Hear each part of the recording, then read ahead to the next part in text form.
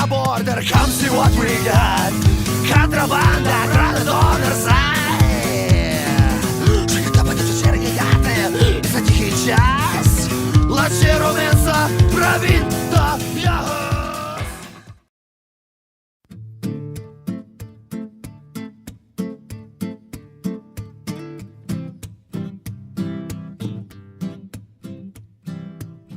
As a new Peace Corps volunteer moving to the largest country in Central Asia, Kazakhstan, I felt woefully unprepared. I did not speak a word of Kazakh or Russian. Of course, I was a little nervous when I found out that I'd be visiting my host family after only 3 days in this new country.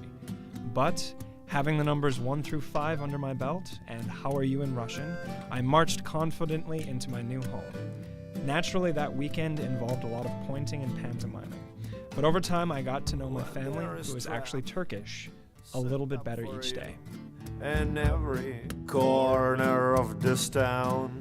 As the days went by, I continued to go to a 6-day-a-week language lesson, and gradually my Russian began to improve. Each day I'd go home enthusiastically to show my host grandmother the new words I had learned, and she'd smile her big smile and give me a pat on the head. She would then critique me in what I could only imagine was a level of Russian I could not understand.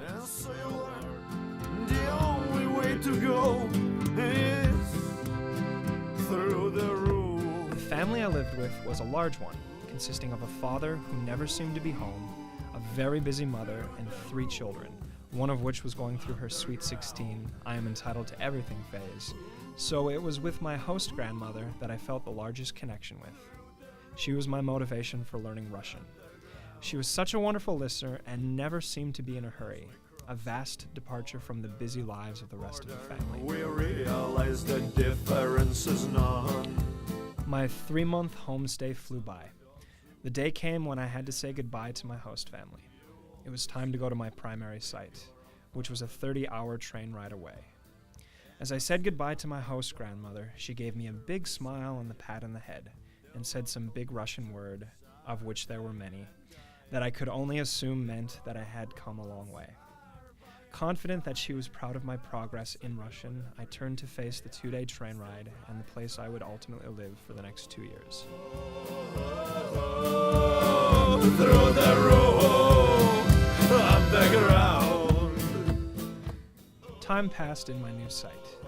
Each day I had opportunities to practice my Russian, buying food at the bazaar, getting shashlik at the local restaurant, or taking the bus to school. One day I realized that my Russian was actually decent. I was able to have conversations with people about basic things like the weather or my home in North Dakota. I decided that it was time to visit my host family.